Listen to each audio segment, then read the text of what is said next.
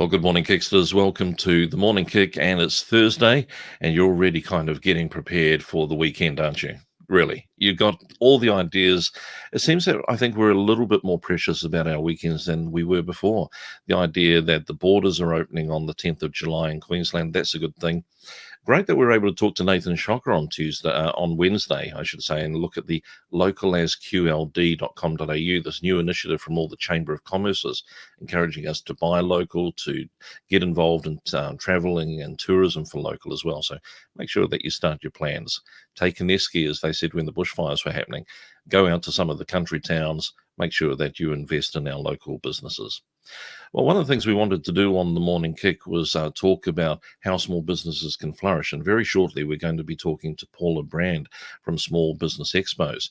But just a little bit of an update on what has been happening with the Small Business Adaption Grant from the Queensland Government. Now, if you go to the Excite Media website, then you're going to be able to find out all the information just by going to the website and clicking on the green ribbon that's at the top. Clicking on that will take you through to our Queensland Adaption Grant page. It actually has a little survey that helps you find out if you qualify. A bit of an opening and update on what's been happening. Absolutely incredible that overnight, just from opening at 9 a.m. yesterday, the South East Queensland component has been basically subscribed by 100%. Now, that doesn't mean it's closed. They're actually saying just below here that it still remains open. They realise that some of the applications aren't going to be successful, so it is still open, but I think you've got a small amount of time left to get your application in. Now, remember, on this round two, there was still 10,000 grants of $10,000, but they split it evenly, 50-50, between South East Queensland and regional Queensland. And you'll notice on this page that the regional Queensland progress is only funded up to 42%. 2,232 applications are in. So if you are a regional business in Brisbane in Queensland, and if you know somebody that is in regional business across Queensland, encourage them to get onto it. Google Queensland Government Adaption Grant or go to the Excite Media website, find all the details and get your application in. That's what it's there for.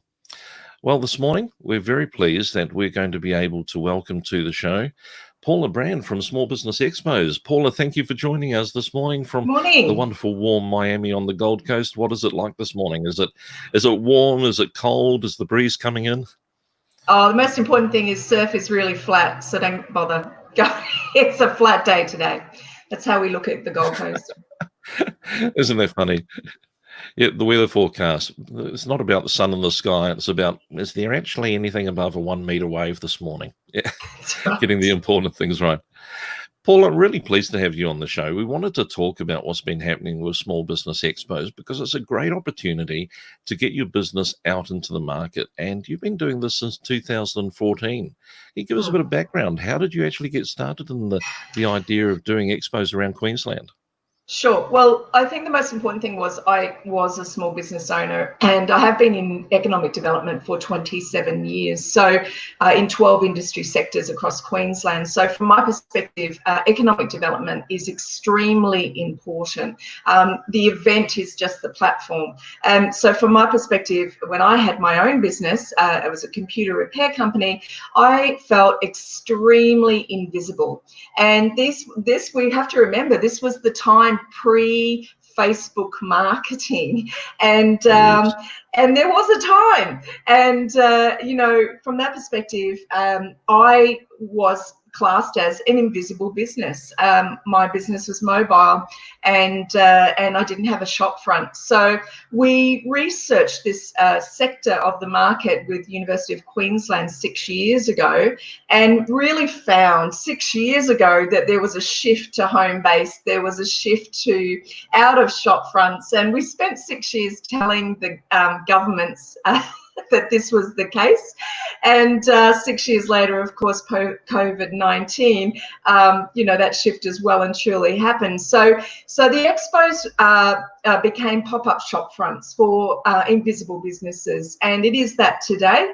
And also we found that market sector, which is about 25 to 30% of our small businesses, so it's quite significant, really were the ones not being able to have a say They weren't necessarily engaged in official member-based organisations. They were just getting on and doing business. And it doesn't mean that they were tremendously successful on their own. So for me, it was about connecting them together, giving them the skills, because we train everybody, and making sure that they're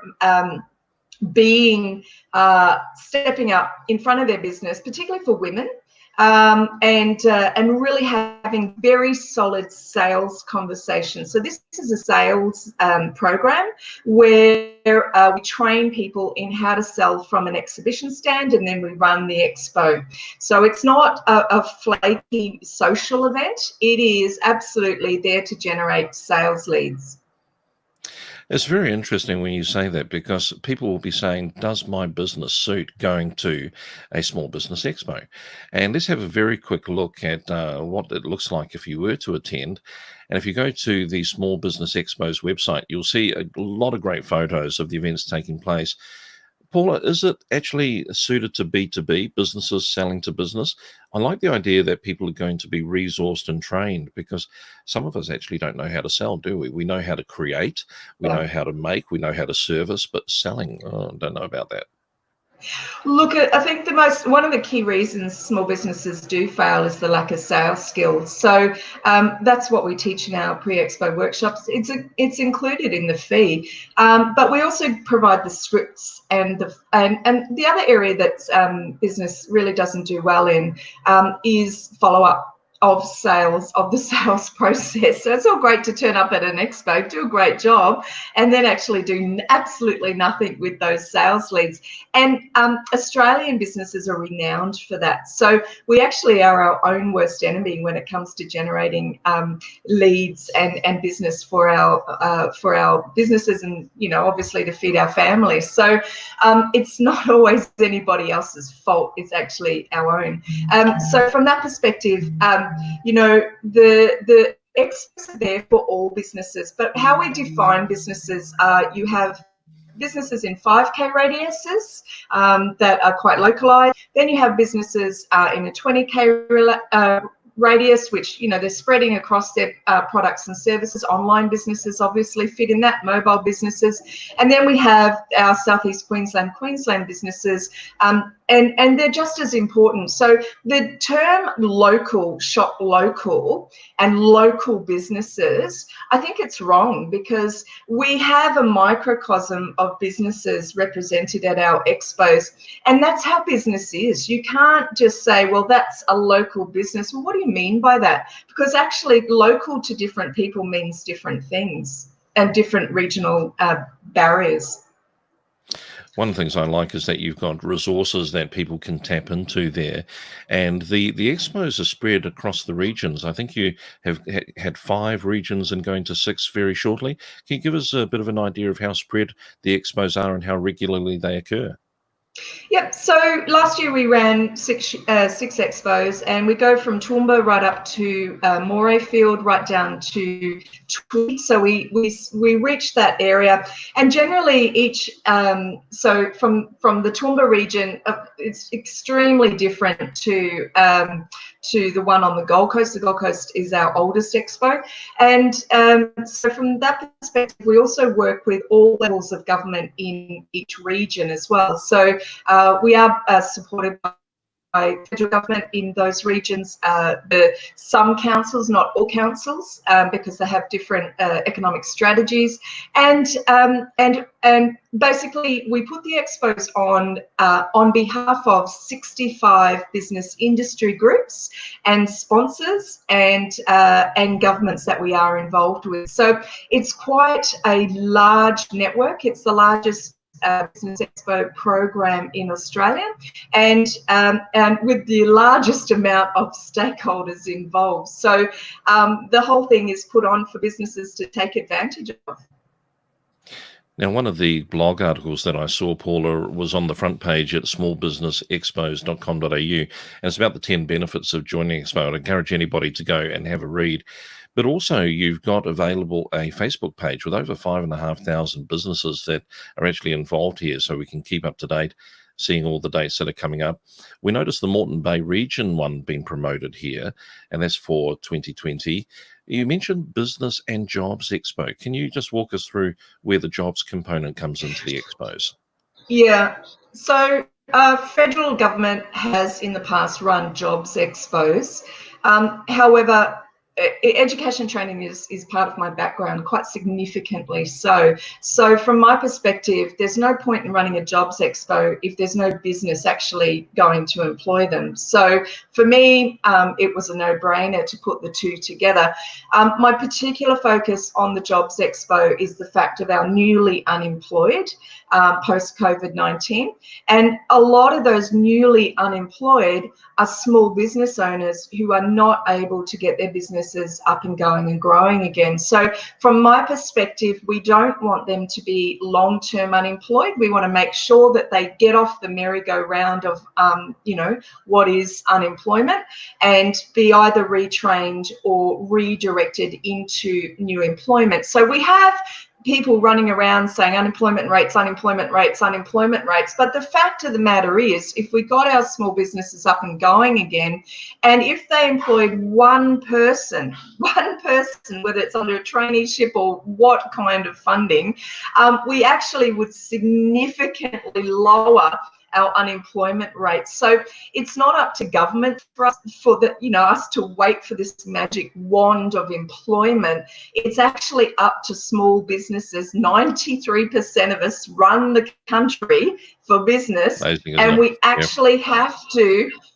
do this ourselves. So this is the point where we're waiting for government to be responsible for us. It's actually a load of crap. We have to be responsible for ourselves, and we have to work together, and we have to provide those employment opportunities. So this is, I believe, why federal government probably wants to talk to me at 10:30, the way forward, because it gives two sides of the coin. That's brilliant. Paula, I want to ask you, what next? How can I actually get involved? And one of the things that I noticed when I was on your Facebook page was this subsidised expo stands and things that are happening. Yep. What is the way in which that a small business can actually get involved in the next small business expo near them, or even to travel? Because obviously it's around South East Queensland, it's all within reach. How do I do the next thing to get involved? Well, the fully funded stands are put up by myself. I think we've got all up 120 stands. So when you do your sums at $439 each, that's a lot of money that we're assisting businesses. So and I will add, the Moreton Bay Regional Council is funding in their region 110 stands for their expos. So it does change region for region because different levels of government fund us in different ways. But overall, that's our commitment to businesses who have been completely decimated by COVID-19. So whether you've had your staff stripped, you're in hibernation, you've got extreme financial stress for the family. So small business, we are so considered a statistic, but in actual fact, I always like to call it family business, because that's actually what we're all about, that you're feeding families. So I put those stands up because my expos actually were stopped at the start of COVID-19, and I felt the absolute extreme stress. So as far as I'm concerned, if I can help businesses and families move forward, then that is the ultimate goal of what the expos are all about. They've never been million-dollar ventures. They have been there over the last 6 years, supporting 20,000 businesses, generating 20,000 leads, supporting 30 charities.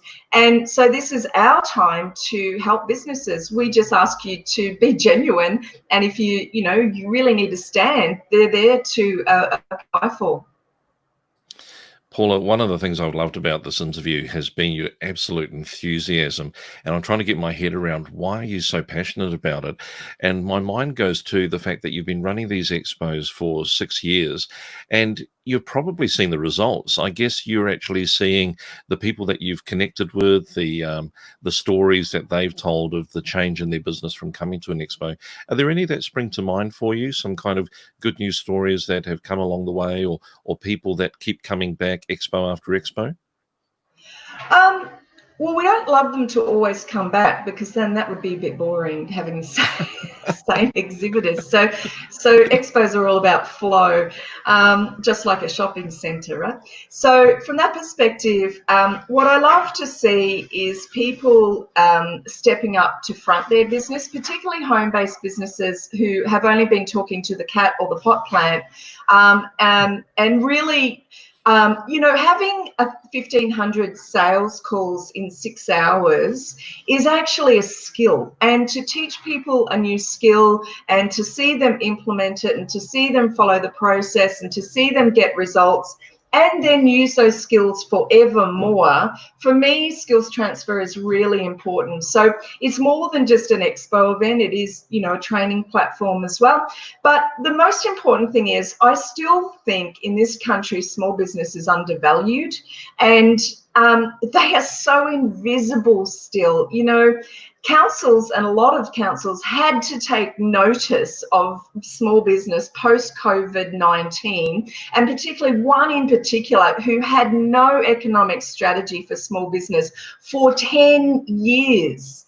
No budget, no sponsorship, no grants, nothing. And then they realised that we couldn't pay our rates and, we're going to fall over. Then, and only then, did they start to actually create a plan for small business. So as far as I'm concerned, there is so far we still have to go to get the proper recognition of small business. That's why we will continue doing, apart from the fact that you are right, it is painful to put expos on and put 65 sponsors in the right direction. We're still going to do it. I love it. And although they were late to the party, you're not. And I hope that you'll continue to give that enthusiasm as we launch ourselves out of COVID-19. Paula, it's been absolutely brilliant to get to know you, get the sense of what the Small Business Expos are about. Keep in mind, you can find out more by going to Paula's website, smallbusinessexpos.com.au, and check out their Facebook page as well, where you can be connected with any of the announcements that are coming up. We'll look forward to catching up on maybe some announcements in the future. Thanks very much, Paula. Been brilliant. Well, that's another edition of the Morning Kick. Thank you very much for joining us this morning. Now, next week, we've got a couple of great shows lined up for Tuesday and Thursday. On Tuesday, we're going to be having Carolyn Ferrando back. Now, you may remember that she was on the show a little while ago talking about social media. We had a bit of a technical hitch, so we've invited Carolyn back for another show next Tuesday. And then on Thursday, I'd really encourage you to tune in. We're going to be finding out about a travel agency launching in the middle of COVID-19. This is a travel agency that Excite Media has been working with on a new website, new digital marketing strategy, and even in the middle of all the situation where travel has been locked down and planes have been parked, they're preparing for the future. It's a great story about two guys that have launched into this industry. That'll be Thursday on the Morning Kick. Look forward to seeing you then and telling you more about the inspiration and resources that can help to grow your business.